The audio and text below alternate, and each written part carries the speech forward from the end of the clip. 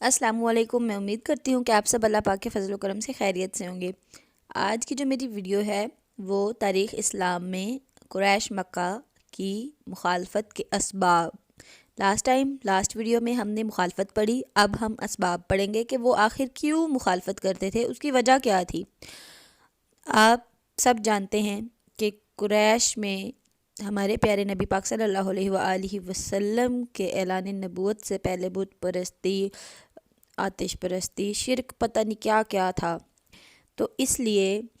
بت پرستی کی وجہ سے وہ مخالفت کرتے تھے کہ حضور صلی اللہ علیہ وآلہ وسلم جو تھے وہ بتوں کی مخالفت کرتے تھے، جبکہ ان کے خانہ کعبہ شریف میں سینکڑوں بت رکھے ہوئے تھے، اور ہر بت جو ہے وہ کسی نہ کسی چیز کا تھا۔ جیسے کوئی بت جو ہوتا ہے وہ بارش برساتا تھا، کوئی بت جو ہوتا تھا وہ فائدہ پہنچاتا تھا، کوئی بت کوئی کام کرتا تھا، کوئی بت کوئی کام کرتا تھا، کوئی ایسے اسی طرح نا بتوں کے فیصلوں کے مطابق ہر بت کا مختلف وجود تھا۔ اور وہ یہ کہتے تھے کہ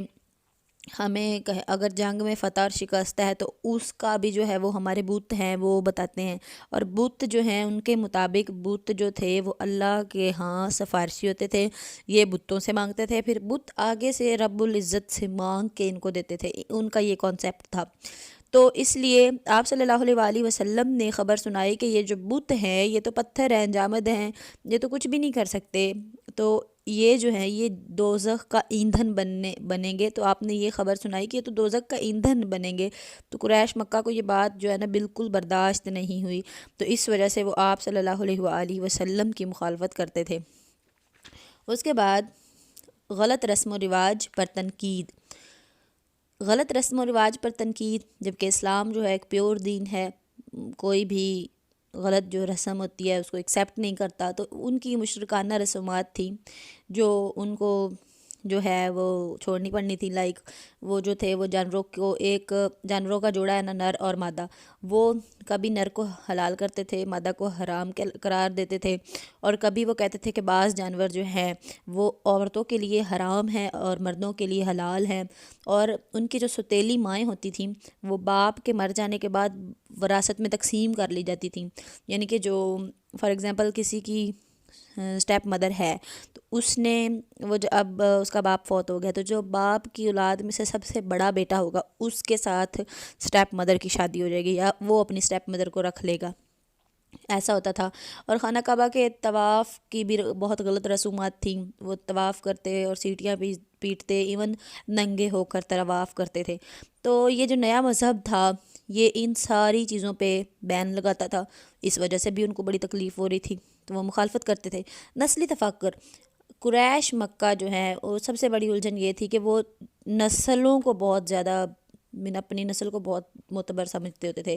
تو جس مذہب کے وہ دائی تھے اس میں باپ دادا اور نسلی تفکر کو جو ہے نا وہ بہت زیادہ ویلیو دی جاتی تھی۔ اگر وہ اسلام کو ایکسیپٹ کرتے ہیں تو پھر ان کے باپ دادا جو تھے وہ گمراہ قرار پاتے تھے، اور وہ پھر یہ نہیں کہنا چاہتے، اس حقیقت کو نہیں تسلیم کرتے تھے کہ لو ہمارے بھلا باپ دادا کوئی گمراہ ہو سکتے ہیں، ان کو اپنے آباء و اجداد پر انتہا کا فخر ہوتا تھا۔ تو یہ بھی بات تھی کہ اگر ہم اس دین کو ایکسیپٹ کرتے ہیں تو پھر ہمارے جو آباء و اجداد تھے وہ تو سارے ہی گمراہ تھے، ہمارے آباء و اجداد گمراہ نہیں ہو سکتے۔ نیکسٹ جو تھی اخلاقی پستی۔ اخلاقی پستی کے دین حق کی طرف ان کی اخلاقی پستی پر جو چوٹیں پڑتی تھیں، لائک وہ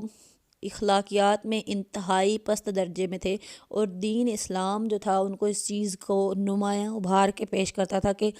آپ جو ہو اخلاق میں بہت زیادہ ڈاؤن ہو،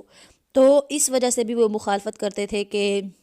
اسلام جو ہے وہ قریش کو کمتر، جو قریش مکہ جو اپنے آپ کو بہت باعزت سمجھتے ہیں اور اس کو کمتر سمجھیں گے اب، اور ویسے بھی اسلام جو ہے وہ شراب اور زنا کو حرام ٹھہراتا تھا، اس لیے وہ جو ہے وہ اس بات کو ایکسیپٹ نہیں کرتے تھے کہ لو شراب اور زنا یہ تو ہمارا عام مشغلہ ہے۔ تو اس وجہ سے ایک مرتبہ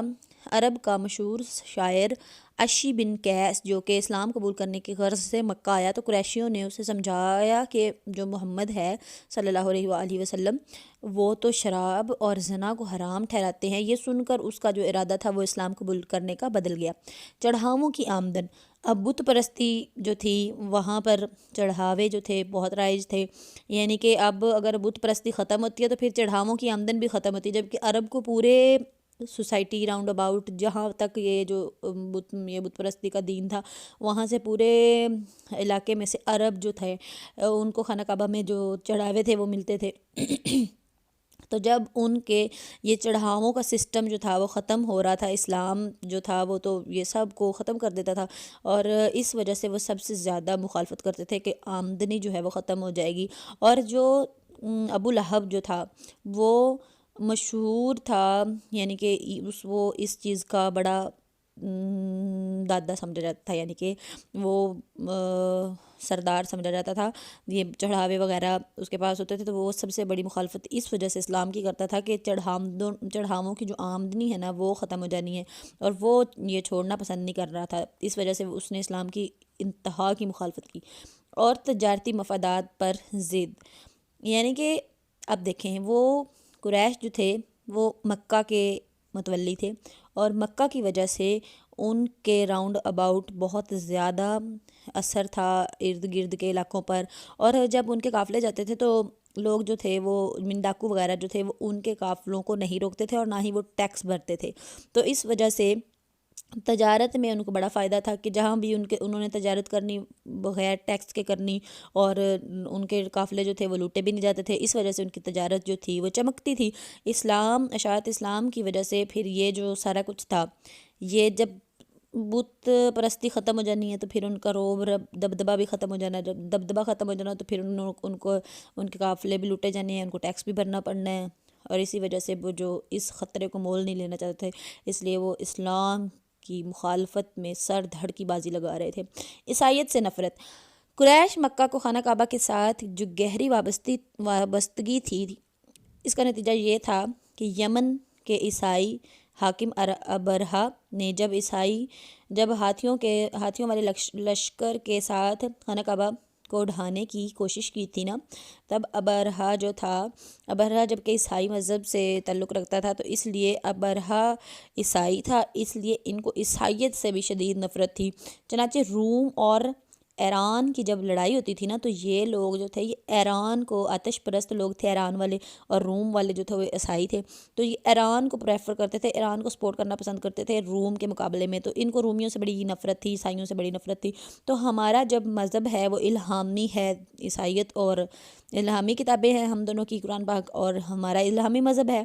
تو اس وجہ سے ہماری بہت ساری باتیں جو ہیں وہ عیسائیوں کے ساتھ ملتی ہیں، تو اسلام جو تھا وہ عیسائیت کو بھی ایکسیپٹ کرتا تھا، یعنی کہ عیسائیت کی بہت ساری باتیں جو ہیں وہ اسلام میں بھی ہیں، اس وجہ سے وہ کہتے تھے کہ لو جی یہ جو ہے نا یہ آہستہ آہستہ لوگوں کو عیسائی بنا دیں گے، تو اس وجہ سے بھی وہ مخالفت کرتے تھے کہ جب 2 ہجری سے پہلے نبی پاک صلی اللہ علیہ وآلہ وسلم بیت المقدس کی طرف منہ کر کے نماز پڑھا کرتے تھے، تو اس وجہ سے بھی ان کو قریش کو بڑی یہ چیز بری لگتی تھی کہ لو جی یہ عیسائیوں کے خانہ کعبہ کی طرف منہ کر کے نماز پڑھتے ہیں،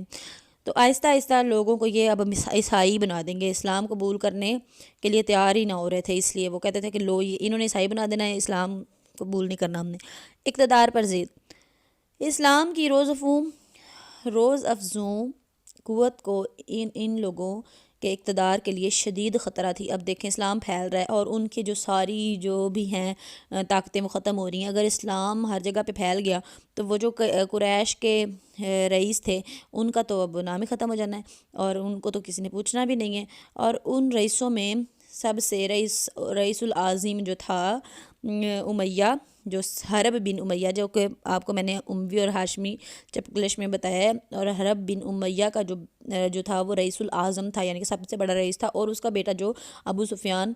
جس نے ہر ممکن کوشش کی اسلام کا خاتمہ کرنے کی، تو وہ اس وقت مکہ کی سیادت کا دعوے دار تھا، تو اس وجہ سے اگر اسلام آتا ہے تو وہ جو ہے وہ اس کی سیادت ختم ہوتی ہے، تو اس وجہ سے جو ہے نا تمام جو لوگ تھے، اور اس کے بعد ولید بن مغیرہ جو کہ وہ بھی مکہ کے رئیس تھے، وہ بھی اپنے آپ کو رئیس الاعظم قرار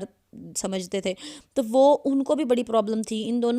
دونوں کو نا بڑی پرابلم تھی کہ اگر یہ ہو جاتا ہے تو ہم تو پھنس گئے، اور یہ تو جو ہے یہ پھر ابو جو ہے بنو ہاشم ہے وہ آ جائیں گے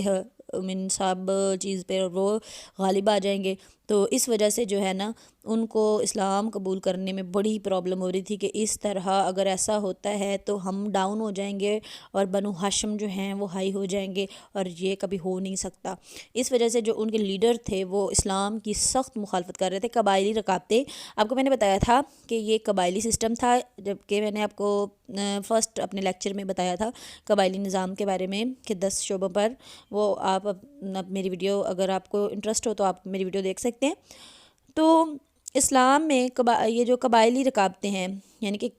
قبیلوں پر مشتمل تھا نا، یہ سارا عرب جو تھا سب جو ہے قبیلوں پر مشتمل تھے، تو قحطانی قبائل محمد صلی اللہ علیہ وآلہ وسلم کی رسالت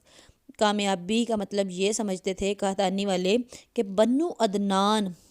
عرب پر چھا جائیں گے، جیسے شجرہ نسب میں آپ کو پتہ ہے کہ حضرت اسماعیل کے بیٹے حضرت عدنان، اور ایسے ہی آگے ہمارے نبی پاک کا شجرہ نسب ہے، شجرہ نسب سے ریلیٹڈ میں نے ویڈیو پہلے اپلوڈ کی ہے، آپ لوگ سن سکتے ہیں۔ تو بنو عدنان جو ہیں یعنی کہ نبی پاک صلی اللہ علیہ وآلہ وسلم کے، وہ پھیل جائیں گے، تو اسی طرح ان کو ساروں کو پرابلم تھی، اور قبائلی نظام کی بھی۔ اور آپ کو ویڈیو لائک اچھی لگے تو شیئر کر دیں۔